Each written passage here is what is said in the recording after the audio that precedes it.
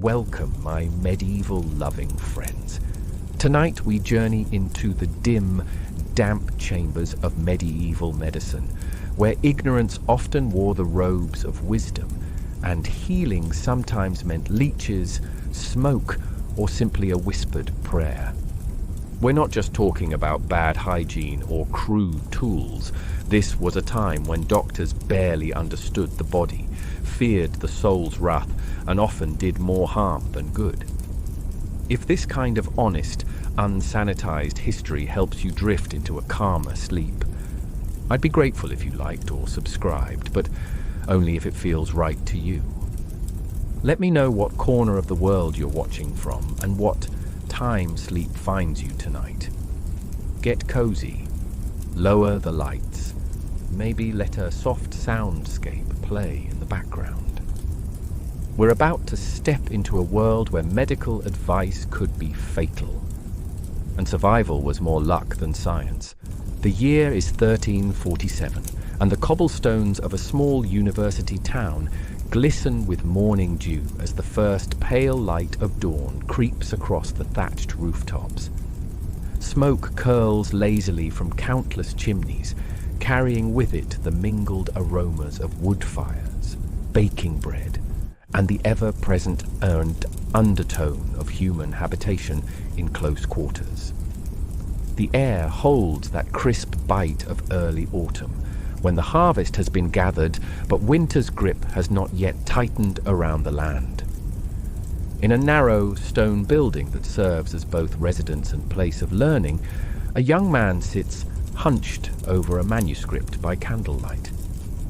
His name matters little to history, but his journey into the world of medieval medicine illuminates the peculiar blend of dedication, desperation, and delusion that characterized healing in the 14th century. The parchment before him is covered in careful Latin script, describing the four humours that supposedly govern all human health: blood, phlegm, yellow bile, and black bile. His fingers, already stained with ink from countless hours of copying, trace each word with reverent attention. This aspiring physician has spent the better part of 7 years pursuing his medical education, a luxury afforded only to the sons of merchants, minor nobility, or the occasional, exceptionally bright peasant boy whose talents caught the attention of a generous patron. The path to becoming a doctor was neither quick nor simple. First came years of basic education in Latin, rhetoric, and philosophy, for medicine was considered a scholarly pursuit that required a foundation in classical learning.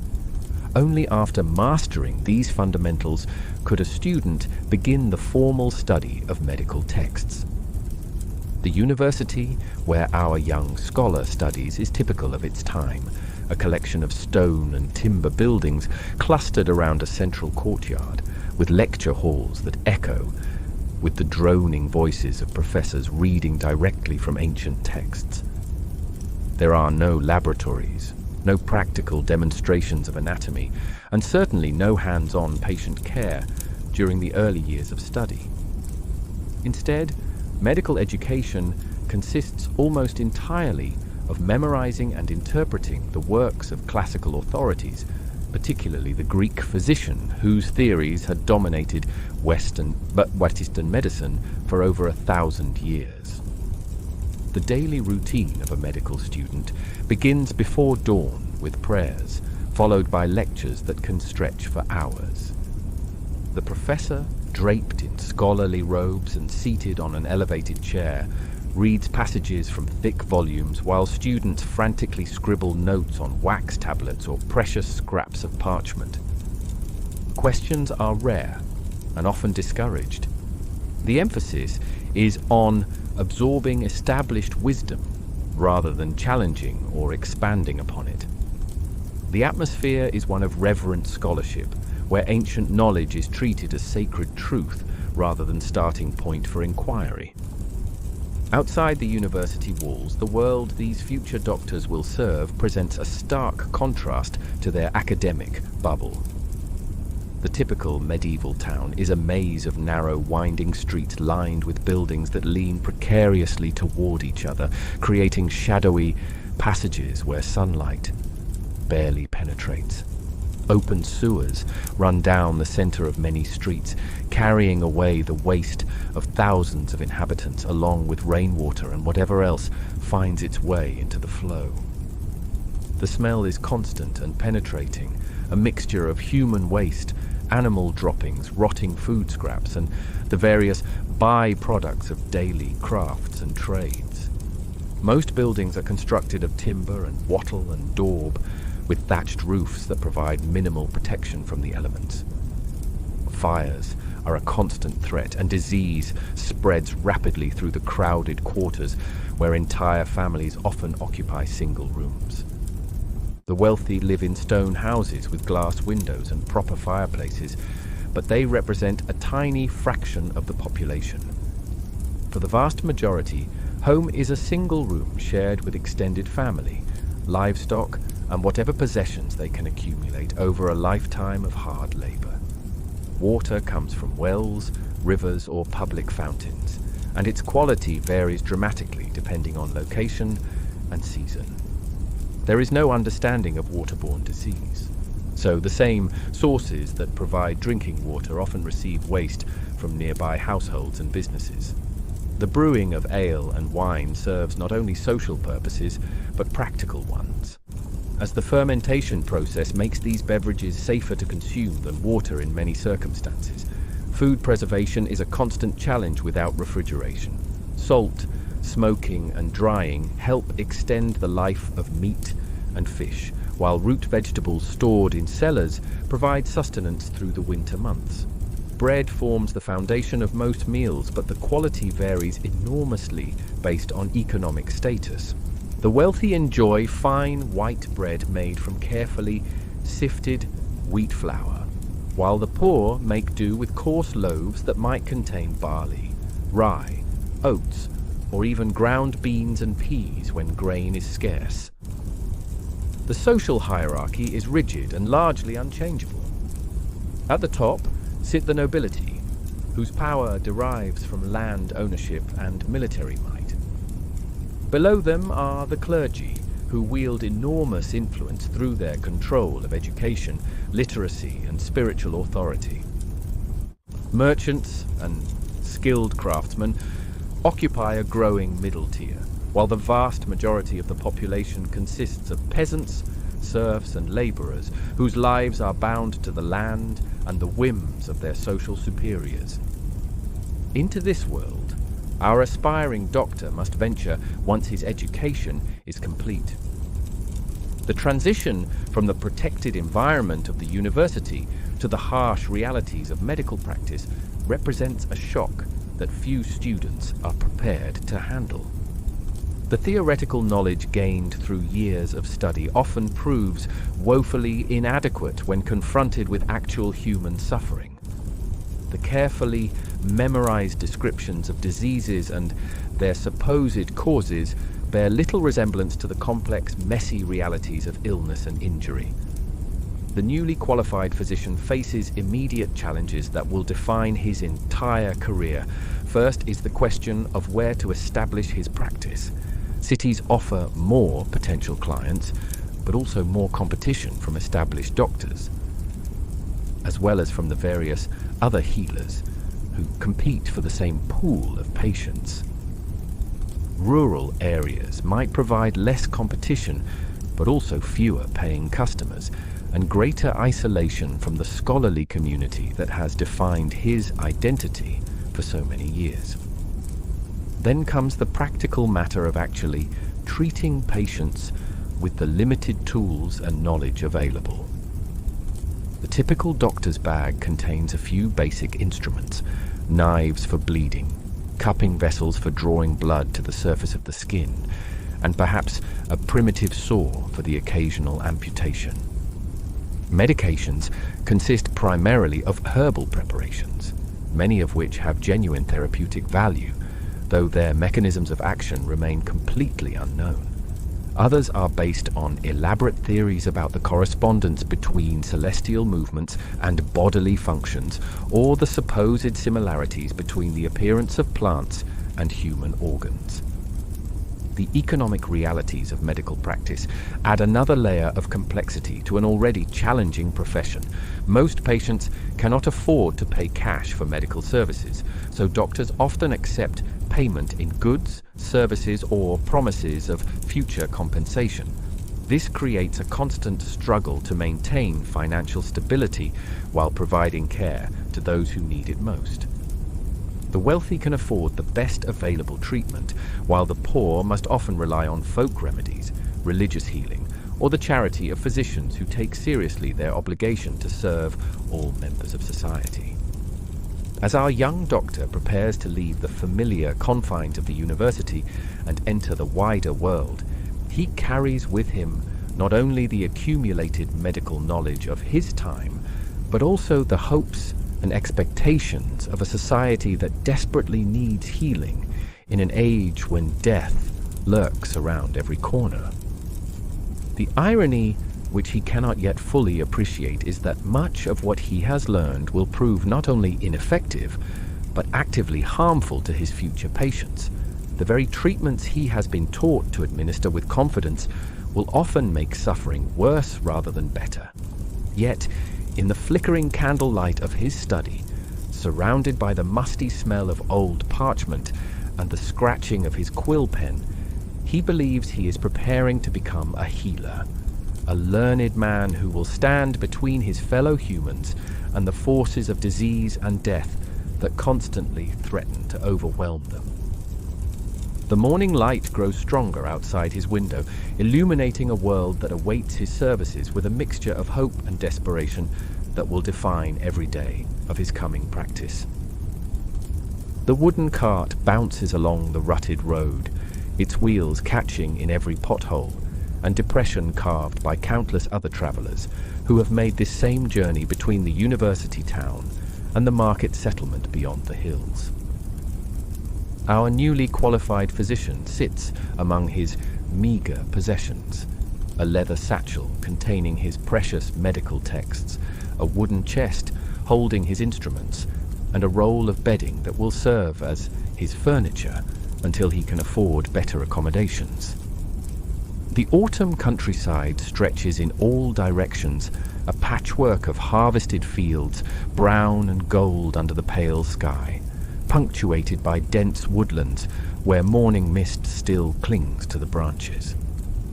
The settlement he approaches is typical of hundreds of similar communities scattered across the medieval landscape. Perhaps 300 souls call this place home, their lives centered around a weekly market that draws farmers, craftsmen, and traders from the surrounding countryside. The buildings cluster around a central square, where a stone cross marks the intersection of two ancient roads. Most structures are single-story affairs with thatched roofs and walls of timber and clay, though the parish church rises above them all with its square tower and bells that mark the rhythm of daily life for miles around. The doctor secures lodging in the upper room of a tavern, a space barely large enough for a straw mattress and a small table where he can examine patients and prepare his medicines. The room smells of old wood and rushes, with undertones of ale and cooking food drifting up from the common room below. A single small window provides light during the day, while evenings require the expense of candles or the smoky illumination of tallow lamps. The walls are thin enough that conversations from neighboring rooms filter through, along with the sounds of daily life, crying children, barking dogs, and the constant background noise of a community living in close quarters. His first patients arrive within days of his establishment in the settlement. Word travels quickly in small communities, and the arrival of a university-trained physician represents both opportunity and curiosity for local residents. The initial cases are typical of what any medieval doctor might expect: a merchant's wife suffering from persistent headaches, a blacksmith with a festering wound on his hand, an elderly farmer complaining of joint pain that worsens with the changing weather, and a young mother whose infant struggles with breathing difficulties. Each case presents the young physician with the gap between his theoretical training and practical reality. The merchant's wife describes her pain in vivid emotional terms that bear little resemblance to the clinical descriptions in his texts.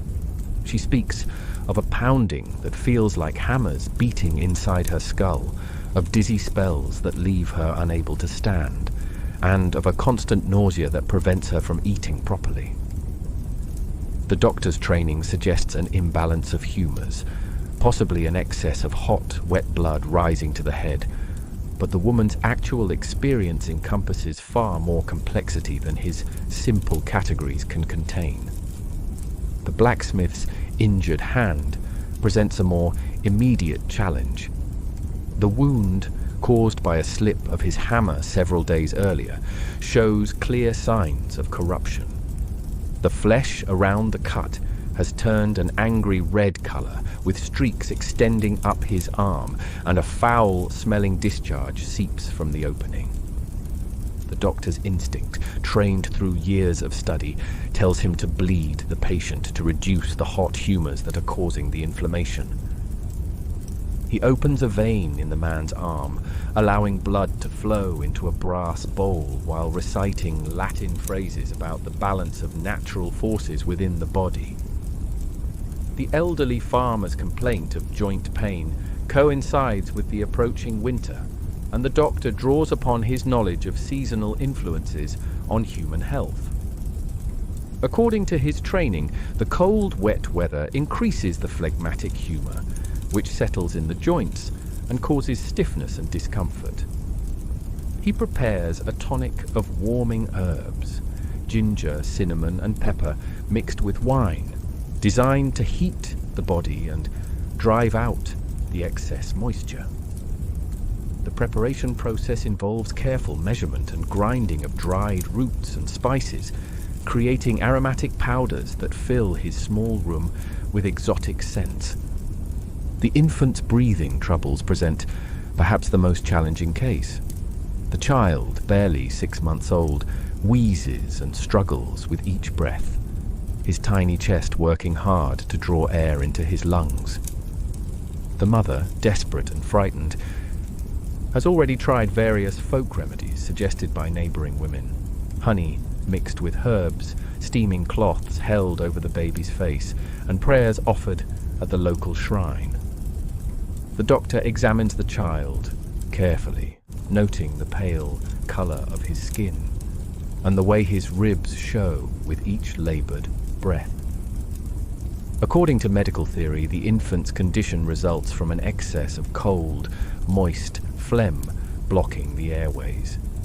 The prescribed treatment involves warming the child's chest with heated cloths, administering small doses of warming medicines, and adjusting the mother's diet if she is still nursing, since her humoral balance directly affects the quality of her milk. The doctor prepares a careful mixture of honey and aromatic herbs, explaining to the anxious mother how to administer tiny amounts on her finger while supporting the baby's head. The daily routine of medical practice quickly establishes itself around these and similar cases.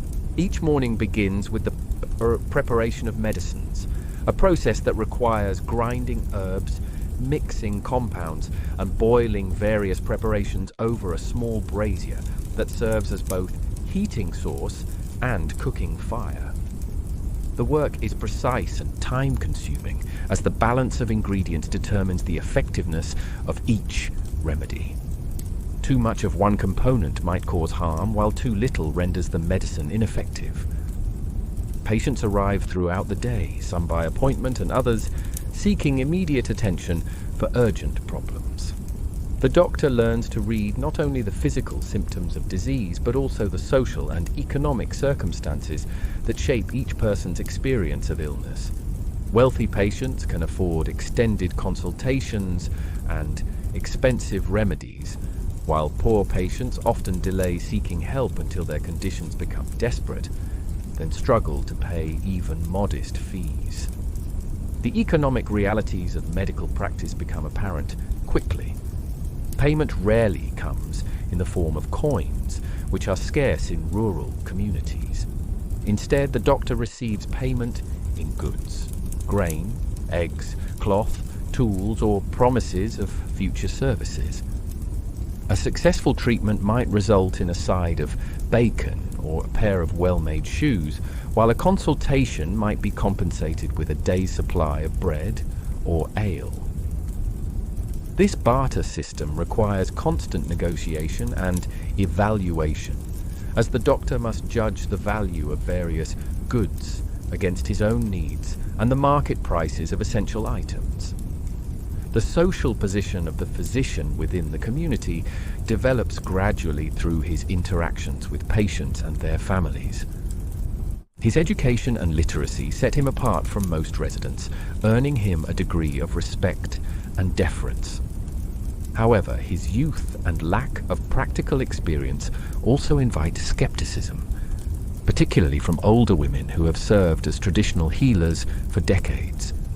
These wise women possess extensive knowledge of herbal remedies and birthing practices, gained through years of hands-on experience rather than scholarly study.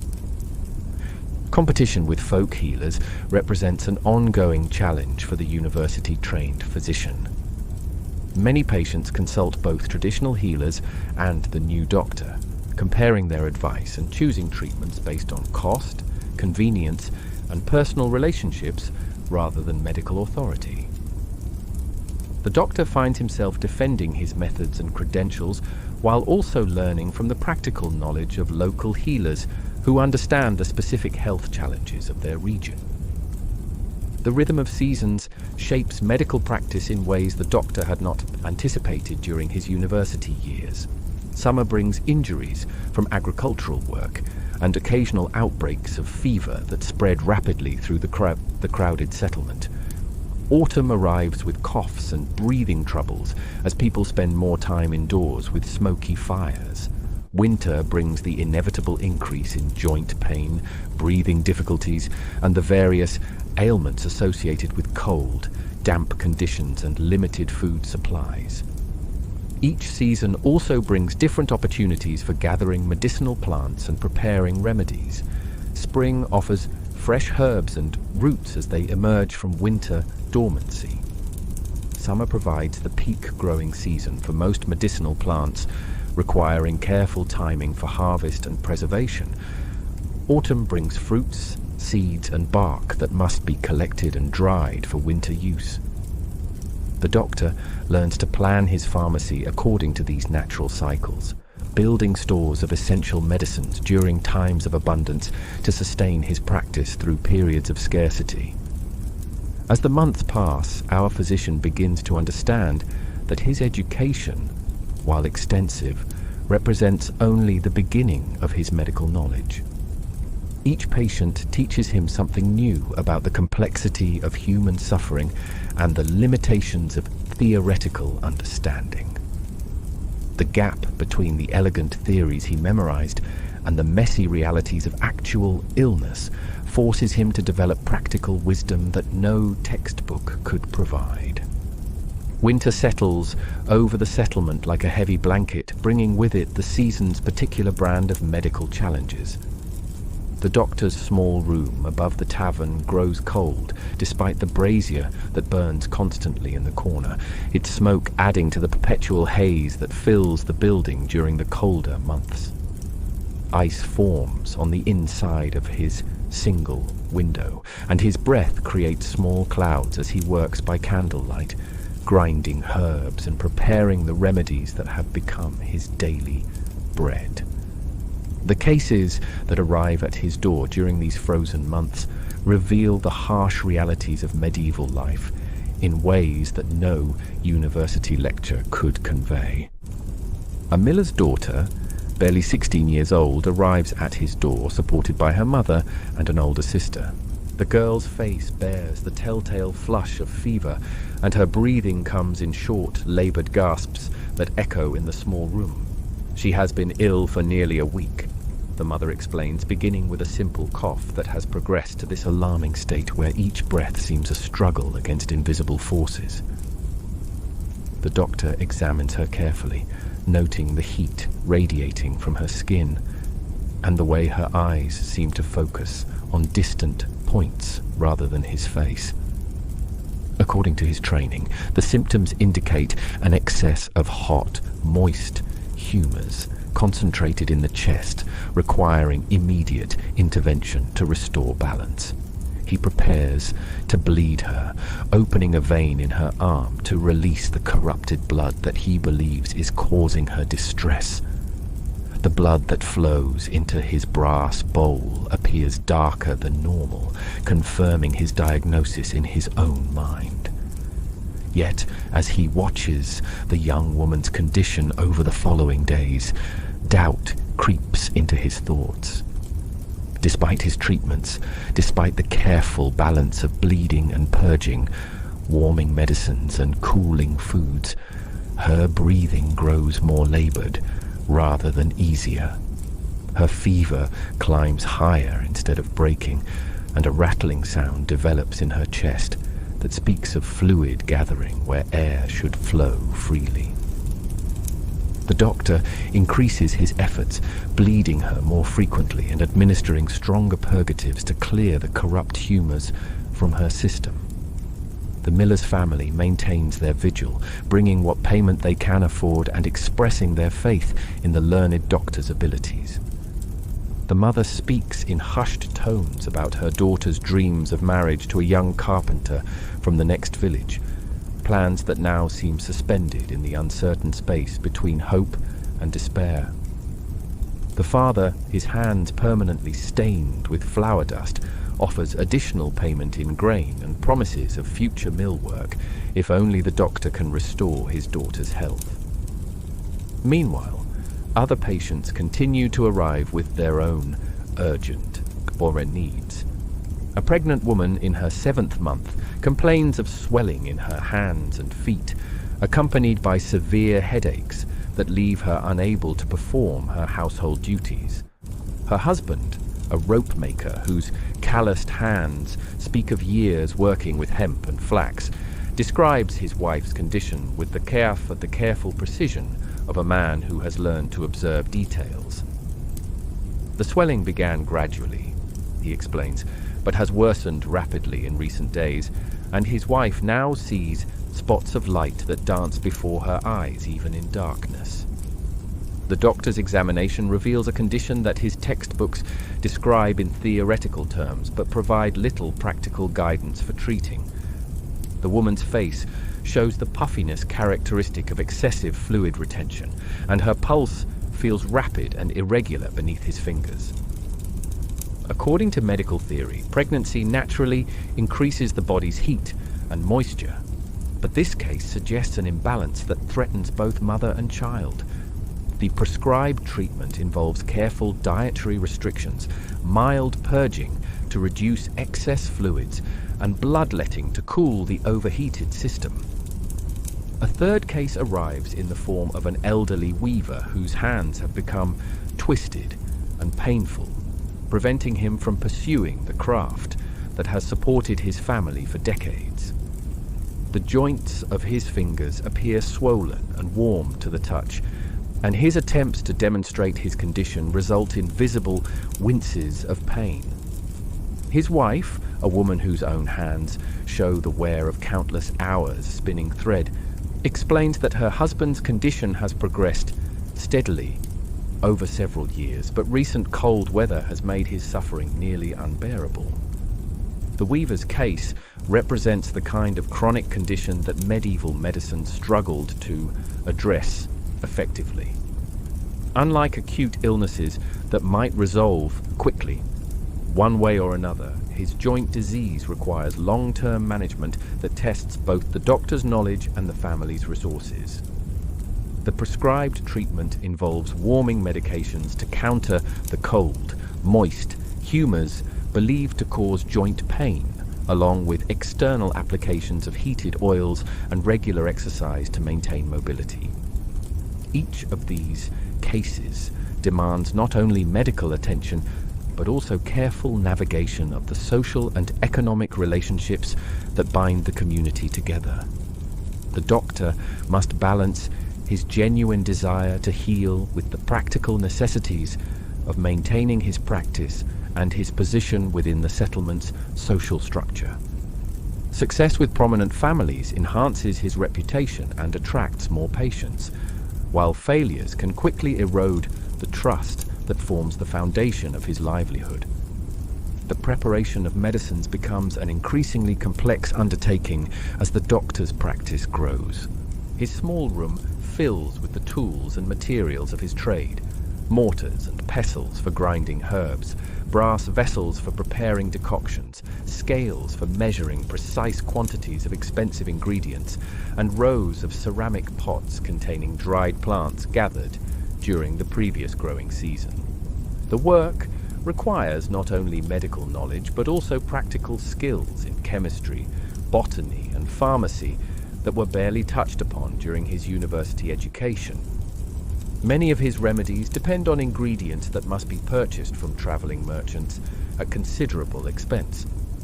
Exotic spices like cinnamon and ginger, essential for warming medicines, arrive from distant lands through complex trade networks that make them more valuable than silver in remote settlements.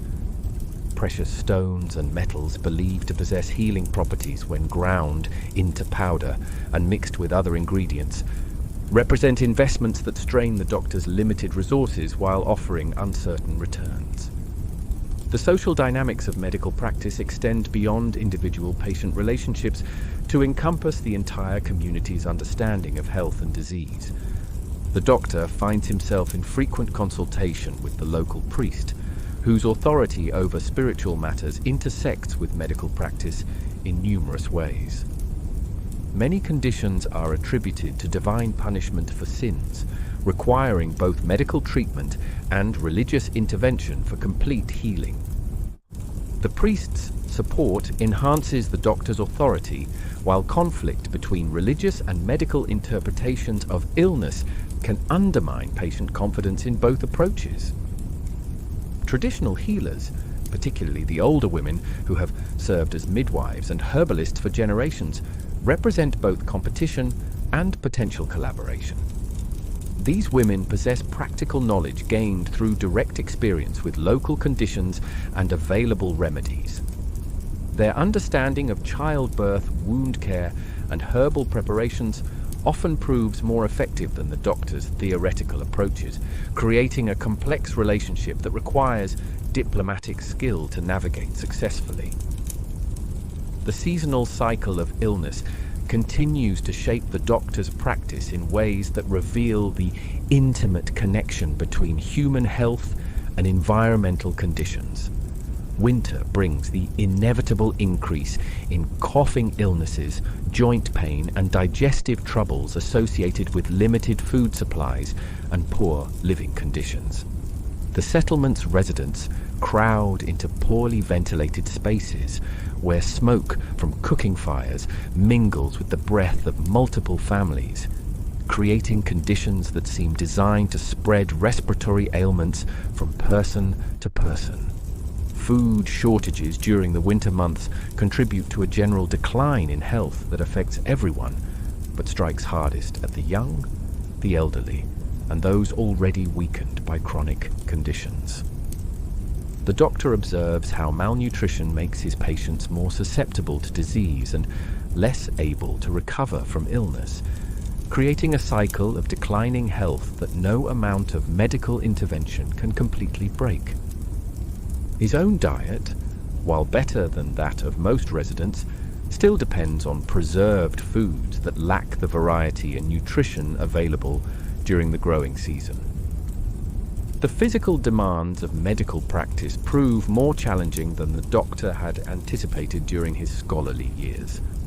House calls require travel through muddy streets and icy paths, often in weather conditions that would keep most people indoors. Examining patients in poorly lit, unheated rooms tests both his diagnostic skills and his physical endurance.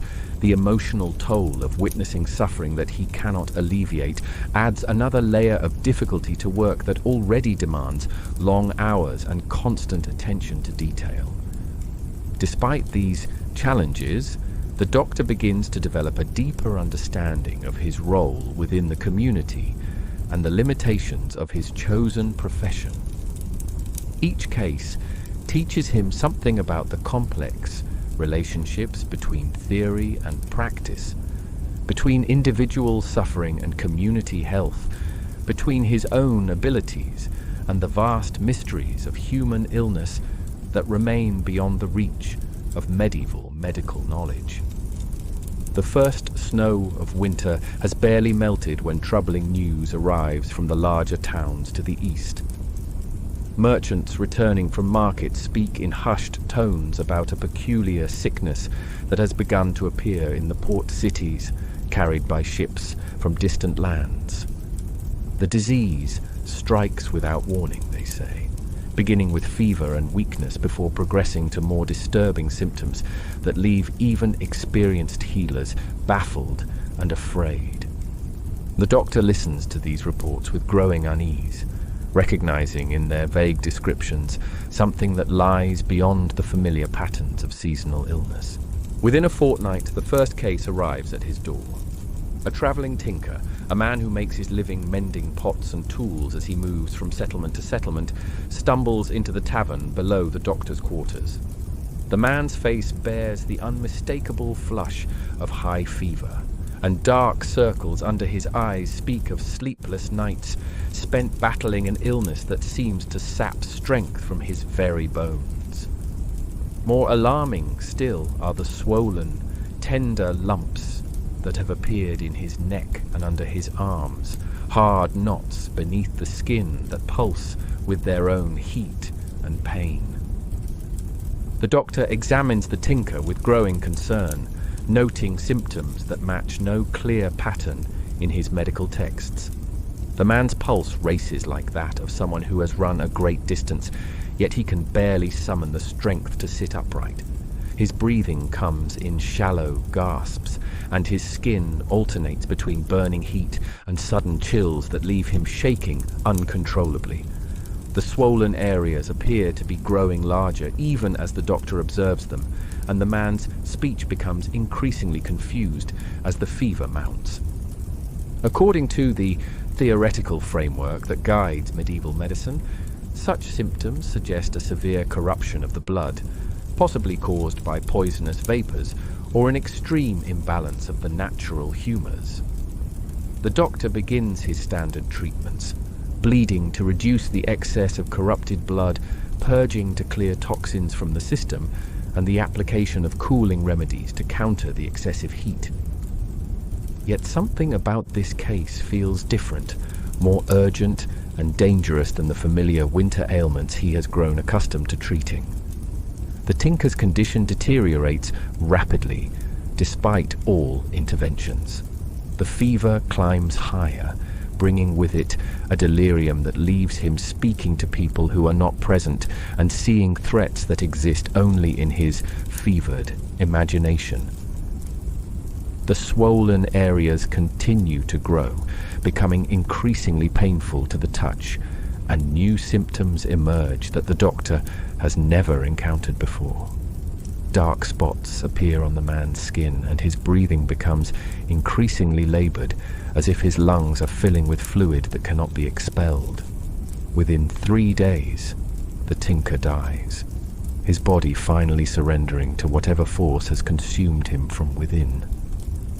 The Doctor performs the customary examination after death, hoping to learn something that might help future patients, but finds only confirmation of the disease's devastating effects. The man's internal organs show signs of corruption that suggest a poison more powerful than any the Doctor has encountered in his years of practice. The burial takes place quickly, with fewer mourners than would normally attend the funeral of a stranger who died within the community. Word of the tinker's symptoms has spread through the settlement, creating an atmosphere of unease that manifests in subtle changes to daily routines. People avoid the tavern where the man stayed, and conversations about his death are conducted in whispers, as if speaking too loudly about the disease might somehow attract its attention. Within a week, 2 more cases appear. A grain merchant who had shared a meal with the tinker developed similar symptoms, beginning with the telltale fever and weakness before progressing to the same swollen, painful lumps. His wife, a woman who had nursed him devotedly through the early stages of his illness, follows him into sickness just as the first case reaches its fatal conclusion. The pattern becomes clear. Whatever affliction has arrived in their settlement possesses the ability to spread from person to person, transforming each victim into a source of infection for those around them. The doctor finds himself facing a medical crisis that his education has not prepared him to handle. His treatments, so carefully based on classical medical theory, seem not merely ineffective, but possibly harmful, as if the very act of bleeding and purging weakens his patient's ability to resist the disease's advance. Yet, abandoning his established methods would mean admitting that his years of study and practice have been insufficient preparation for this challenge. The settlement begins to transform as fear of the disease spreads faster than the illness itself. Families that have lived as neighbors for generations suddenly view each other with suspicion, watching for signs of fever or the telltale swellings that mark the disease's onset. The weekly market, normally a time of social gathering and community exchange, becomes a sparse affair as people avoid unnecessary contact with strangers who might carry the infection. The local priest finds his authority challenged by questions for which theology provides no clear answers. Why would divine providence permit such suffering to afflict the innocent? What sins could justify the apparently random selection of victims? The doctor and the priest spend long hours in discussion, trying to reconcile their different approaches to understanding and addressing the crisis that has descended upon their community. Traditional healing practices, normally viewed with tolerance or mild skepticism, suddenly gain new relevance as desperate families search for any remedy that might protect their loved ones. Old women who claim knowledge of protective charms and herbal preparations find themselves consulted by people who would previously have dismissed such practices as superstition. The doctor observes this shift with mixed feelings, recognizing both the desperation that drives it and his own inability to offer more effective alternatives. The disease's progression through the settlement follows no predictable pattern, striking healthy adults as readily as the weak and elderly. A young blacksmith, renowned for his strength and robust health, succumbs within days of showing the first symptoms. An elderly woman who has survived countless winters and ailments recovers completely after a week of fever and weakness. These seemingly random outcomes challenge every assumption about disease causation and treatment that the doctor has absorbed during his years of medical education. Food becomes scarce as farmers and merchants avoid the settlement, unwilling to risk exposure to the disease that has marked it as a place of danger. The doctor watches his patients weaken not only from the illness itself, but from the malnutrition that accompanies the breakdown of normal trade relationships.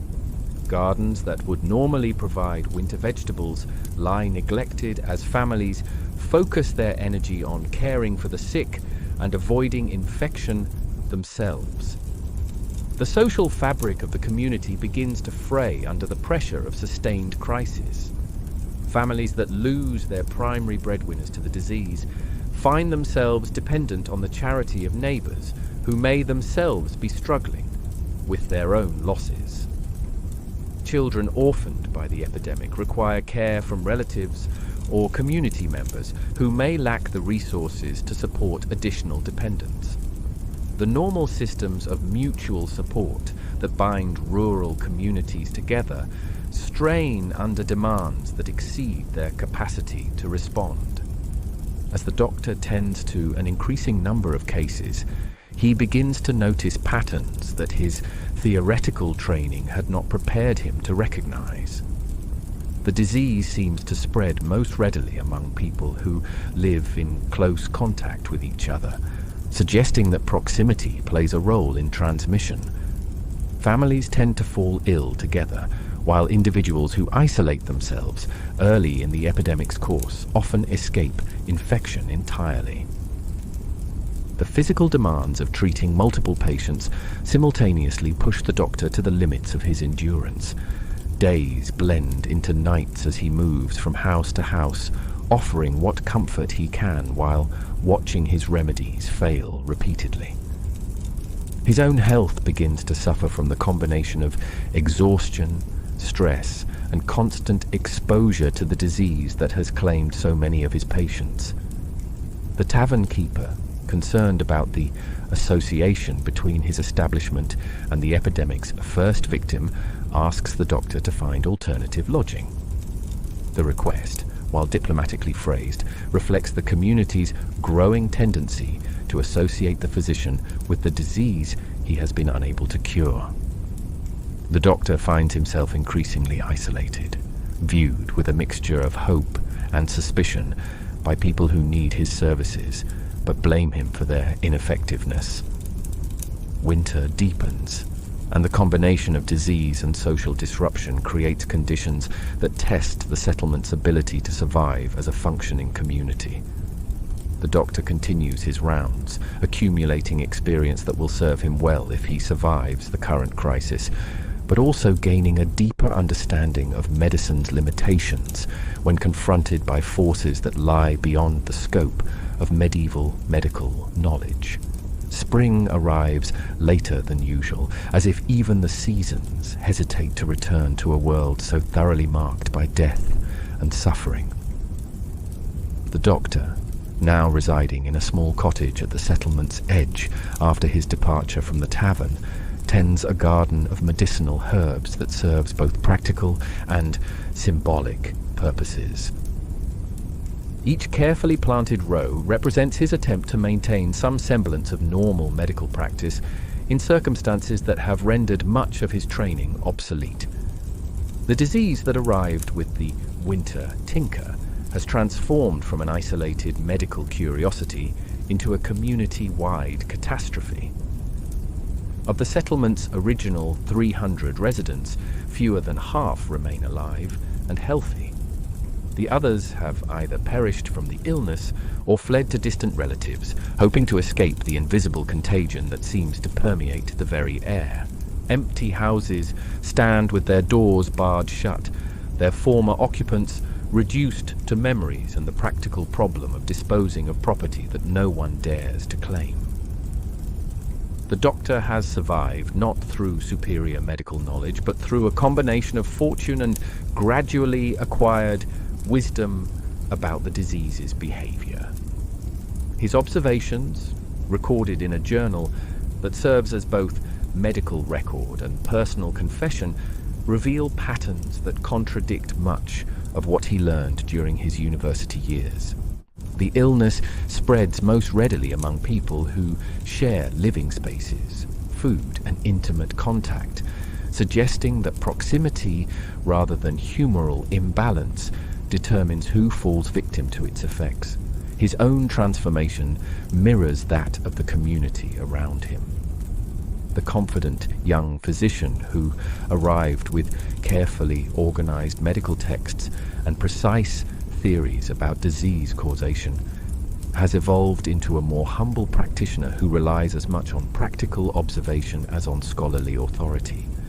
His treatments have shifted from aggressive interventions designed to restore humoral balance to gentler, supportive care that helps patients' bodies fight the disease on their own terms. The survivors who remain in the settlement represent a changed population in more ways than simple numerical reduction. Many families have lost their primary breadwinners, creating new social arrangements as widows and orphans band together for mutual support. Traditional craft specializations have broken down as essential skills must be shared among fewer people. The blacksmith's widow has learned to tend the forge well enough to maintain basic tools, while the miller's surviving son has apprenticed himself to the remaining carpenter to master skills his family never needed before. Economic relationships have undergone equally dramatic changes. With so many people dead or departed, the careful systems of debt, obligation, and exchange that governed pre-epidemic life have largely collapsed. The doctor finds himself treating patients who cannot pay in traditional ways because the goods and services they once provided are no longer needed, or because the people who would have received them are no longer alive. Barter has given way to a more informal system of mutual aid, based on immediate necessity rather than calculated exchange. The seasonal cycle of agricultural work proceeds with whatever labor remains available, but the familiar patterns of planting and harvesting have been disrupted by the loss of experienced farmers and the breakdown of cooperative work arrangements. Fields that once supported multiple families now lie partly abandoned, while survivors concentrate their efforts on plots large enough to sustain their reduced numbers, but small enough to manage with available hands. The doctor's medical practice has evolved to address not only the ongoing cases of the epidemic disease, but also the secondary health problems that arise from social disruption and resource scarcity. Malnutrition has become common as food production and distribution systems struggle to function with reduced populations. Children show signs of dietary deficiency that manifest in delayed growth, dental problems, and increased susceptibility to minor illnesses that would once have been easily overcome. Mental distress presents challenges that the doctor's medical training addressed only in theoretical terms. The constant presence of death and uncertainty has left many survivors in states of profound melancholy that interfere with their ability to function in daily life. Sleep comes fitfully to people who have watched their families die and their communities dissolve. The doctor finds himself offering comfort and counsel that draws more from his own experience of loss than from any medical text. The settlement's relationship with the outside world has changed dramatically as news of the epidemic has spread to neighboring communities. Merchants and travelers avoid the place, viewing it as a source of contagion that threatens to spread the disease to previously unaffected areas. This isolation has created shortages of goods that were once taken for granted. Salt for preserving food, iron for tools and weapons, cloth for clothing and household needs, and the exotic medicines that formed part of the doctor's pharmaceutical arsenal. Religious life has undergone its own transformation as the community struggles to understand the theological implications of their suffering. The parish priest, one of the epidemic's early victims, has not been replaced, leaving the survivors to conduct their own services and interpret their circumstances without official spiritual guidance. Some find comfort in viewing their trials as divine tests that will ultimately lead to greater rewards, while others struggle with doubt about the justice and mercy of a deity who would permit such widespread suffering. The doctor observes how different individuals and families respond to the stress of prolonged crisis. Some seem to draw strength from adversity, developing resilience and practical skills that enable them not merely to survive, but to begin rebuilding their lives on new foundations. Others appear overwhelmed by losses that exceed their capacity to adapt, requiring ongoing support from community members who have their own struggles to manage. Children who have survived the epidemic often display a precocious maturity that reflects their exposure to death and responsibility at ages when previous generations would have been shielded from such harsh realities. The Doctor watches young people assume adult roles in caring for siblings, managing households, and contributing to the community's survival in ways that their peers in unaffected areas would find unimaginable. The physical environment of the settlement bears visible scars from the months of crisis. Untended buildings show signs of deterioration as roofs leak and walls crack without proper maintenance. Gardens and fields display the irregular patterns of cultivation that result when experienced farmers are no longer available to guide agricultural decisions. Even the roads show increased wear as the reduced population struggles to maintain infrastructure that was designed to serve a larger community. Medical knowledge itself has become a more collective enterprise as the Doctor shares his observations with anyone willing to learn basic principles of patient care. Women who once deferred to his expertise now possess practical skills in nursing and herbal preparation that supplement and sometimes surpass his own abilities.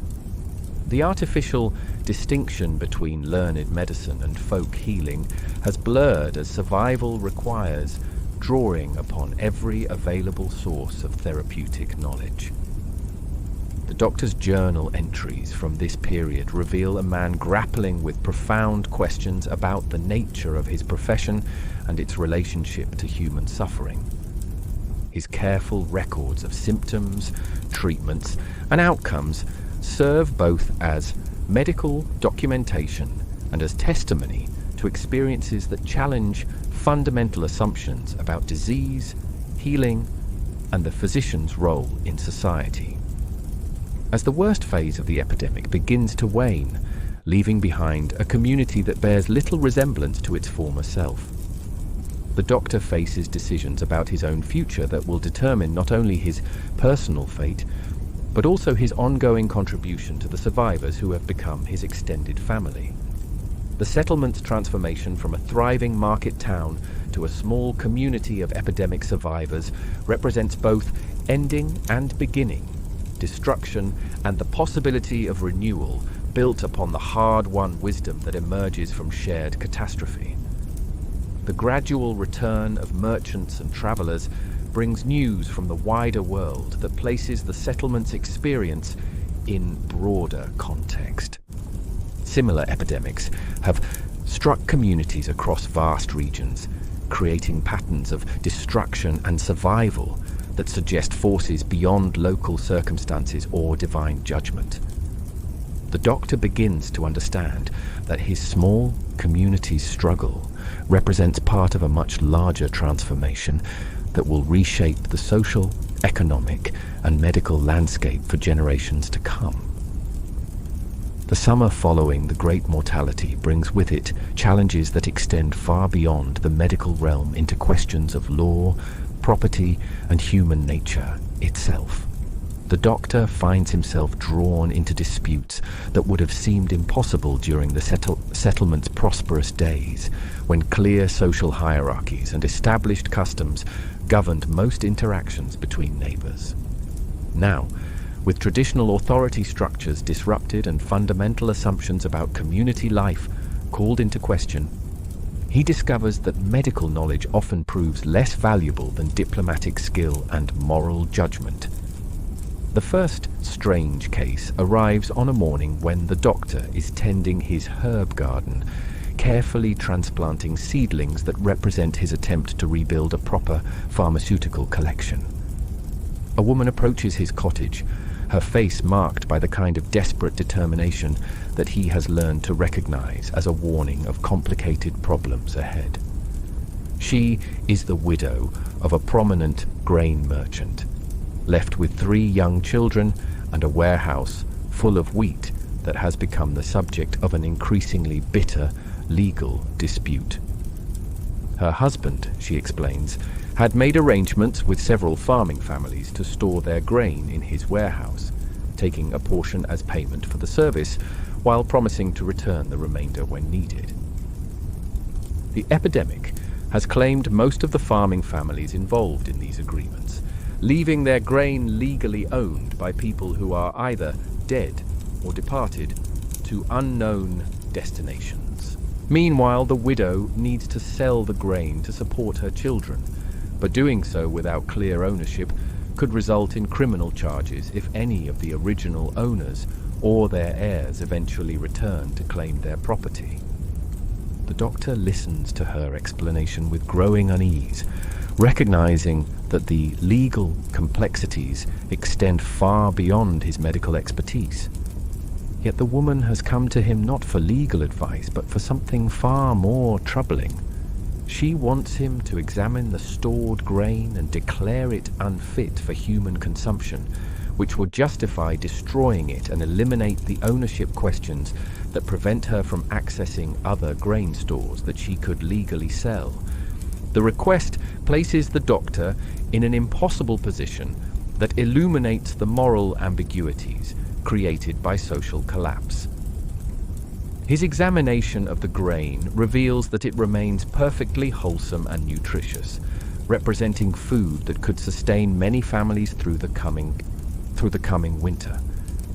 Yet the legal complications surrounding its ownership threaten to leave the merchant's widow and her children destitute, while edible grain sits unused in locked warehouses. Similar dilemmas multiply as summer progresses and the settlement attempts to establish new patterns of social organization. Property ownership, once clearly defined by written records and community memory, becomes complicated when entire families have disappeared and their possessions remain unclaimed. Houses stand empty, while homeless survivors crowd into inadequate shelter, unable to occupy abandoned properties without risking accusations of theft should the original owners eventually return.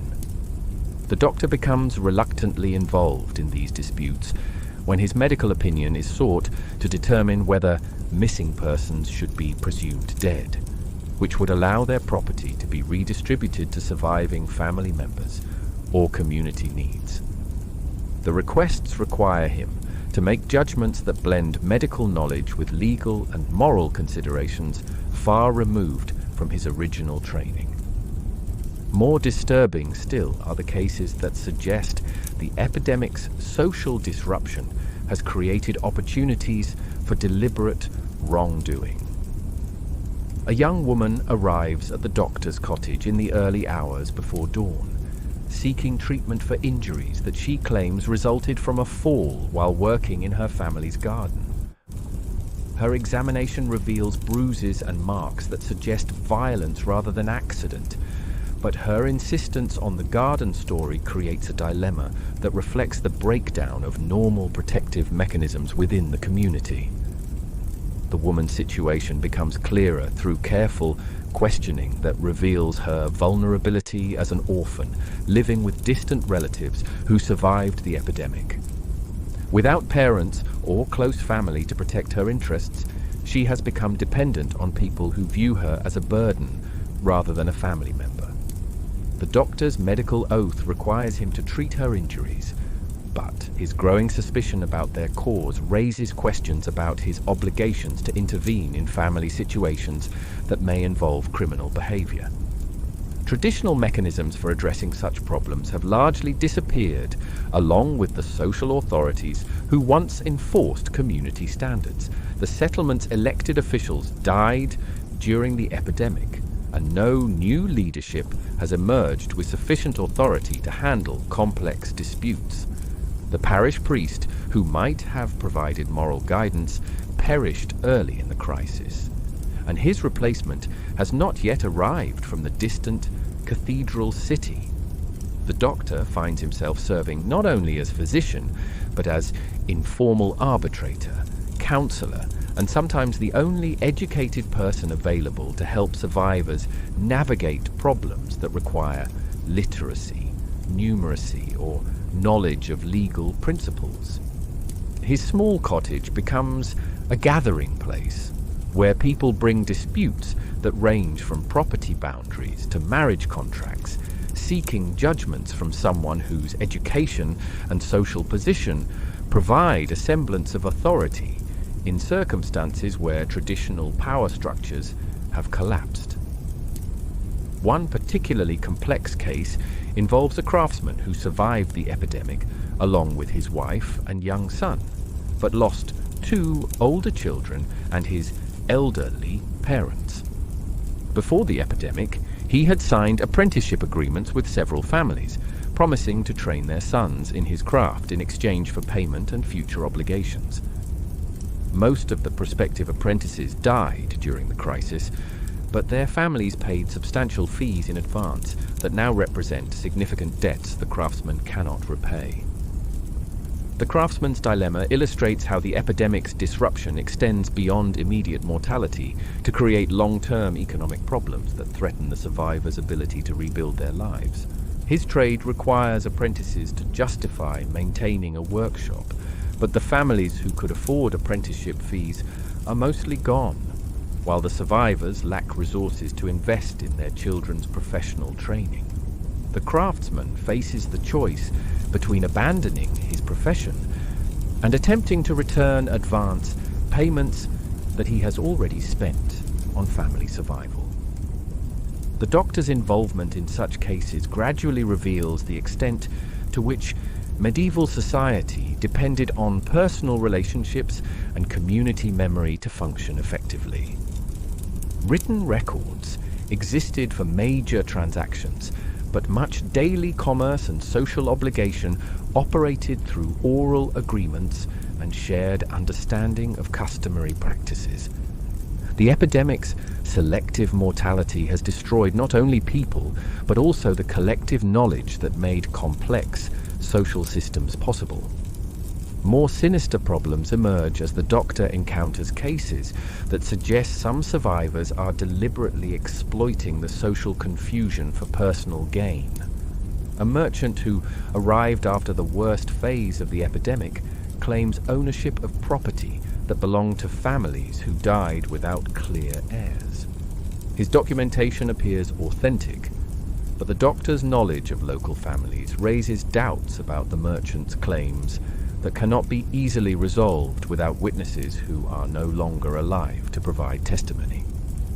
The case becomes more troubling when the doctor discovers that similar disputes have arisen in other settlements affected by the epidemic, suggesting the possibility of organized fraud that takes advantage of disrupted record-keeping and missing witnesses. The merchant's knowledge of local property and family relationships seems too detailed for a genuine outsider, raising suspicions that he may have obtained information through improper means, or may even have connections to the settlement that he has chosen not to reveal. These revelations force the doctor to confront uncomfortable questions about human nature and social order that his medical training had not prepared him to address.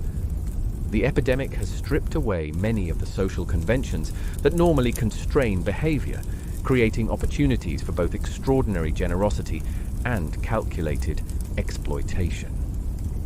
The same circumstances that inspire some survivors to share resources and support vulnerable community members also enable others to pursue selfish interests at the expense of their neighbors.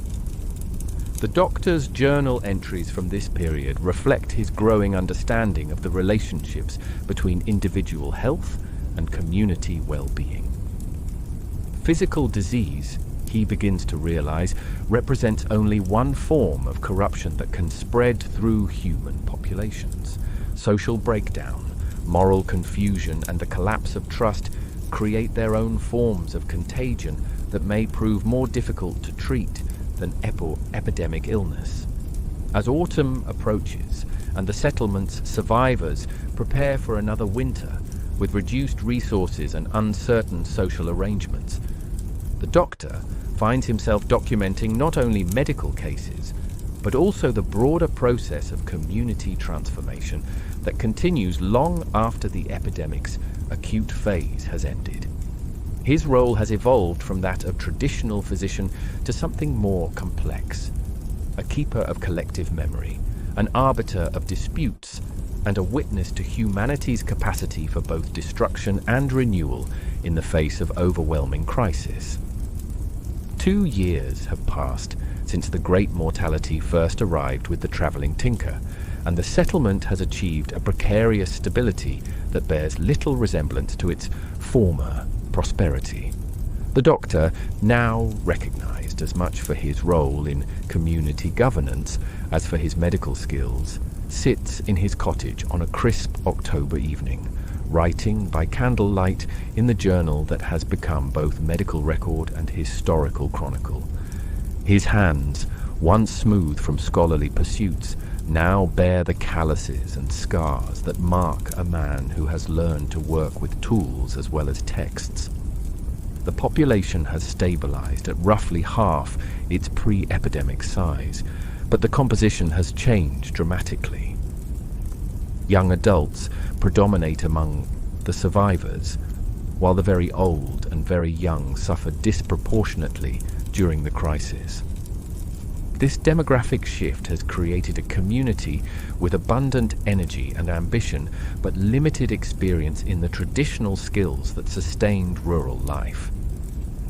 The Doctor finds himself teaching not only basic medical knowledge, but also the reading and writing skills necessary for maintaining records, contracts, and the other documents that enable complex social organization. The settlement's economic foundation has undergone fundamental transformation. The weekly market that once attracted traders from distant regions now serves primarily local needs, with occasional visits from merchants brave enough to risk association with a place marked by epidemic history. Agriculture has intensified on the remaining cultivated land, but craft production has diversified as survivors learn multiple skills to replace the specialized knowledge lost with the dead. The Doctor's own practice exemplifies this trend. He now serves as physician, scribe, arbitrator, and informal teacher, roles that would have been divided among several people in the community's prosperous days. The arrival of a new parish priest brings both comfort and fresh challenges to the community's ongoing recovery. The clergyman, a young man whose own education was interrupted by epidemic disruptions in his cathedral city, brings official religious authority but lacks the practical wisdom that comes from experience with pastoral care. The Doctor finds himself serving as unofficial advisor to the priest, sharing insights about community dynamics and individual families that help the newcomer understand his flock's particular needs and vulnerabilities. Their conversations reveal the extent to which the epidemic has challenged traditional religious explanations for human suffering. The apparently random selection of victims, the failure of prayer and penance to prevent infection, and the survival of some individuals whose moral character seemed questionable, while virtuous families perished entirely, have left many survivors with complicated relationships to divine authority. The Doctor observes how people have constructed personal explanations for their experiences that blend religious faith with practical observations about disease transmission and community survival. The children born since the epidemic represent both hope and uncertainty for the settlement's future. These infants and toddlers have known only the transformed community, with its reduced population, altered social structures, and collective memory of catastrophic loss. The Doctor watches their development with particular interest, noting how they adapt to circumstances that their parents experienced as traumatic disruption. Their acceptance of current conditions as normal suggests that recovery may ultimately depend more on generational change than on attempts to restore pre-epidemic patterns. Medical practice itself has evolved in directions that would have seemed impossible during the Doctor's university years. The rigid distinction between learned medicine and folk healing has largely disappeared, replaced by a more pragmatic approach that draws upon whatever knowledge proves effective in treating actual patients. The Doctor's pharmaceutical preparations now include remedies learned from surviving wise women alongside the classical compounds described in his medical texts. His diagnostic methods blend formal examination techniques with community-based observation and patient history taking that extends far beyond individual symptoms to encompass family circumstances, work conditions, and social relationships. The epidemic's aftermath has also created new categories of medical problems that require innovative approaches to treatment. Survivors often display lasting effects from their encounters with the disease: persistent weakness, recurring fevers, and psychological disturbances that resist conventional therapeutic interventions. The doctor has developed supportive care strategies that focus on helping patients adapt to chronic conditions rather than pursuing the complete cures that classical medicine promised but rarely delivered. More significantly, he has begun to recognize patterns in disease transmission and community health that challenge fundamental assumptions about the causes of illness. His careful records of the epidemic's progression reveal correlations between living conditions, social interactions, and infection rates that suggest natural rather than supernatural explanations for disease spread. These observations remain largely theoretical, lacking the experimental methods that might confirm or refute his hypotheses, but they represent a shift toward empirical thinking that distinguishes his mature practice from his early reliance on textbook authority. The doctor's role as informal community leader has provided insights into the relationships between individual health and social organization that his medical training had not addressed. He observes how economic security, social support, and community stability affect his patients' ability to recover from illness and maintain long-term health. The epidemic's disruption of normal social arrangements has created natural experiments in communal living, resource sharing, and mutual aid that demonstrate the practical importance of social factors in medical outcomes.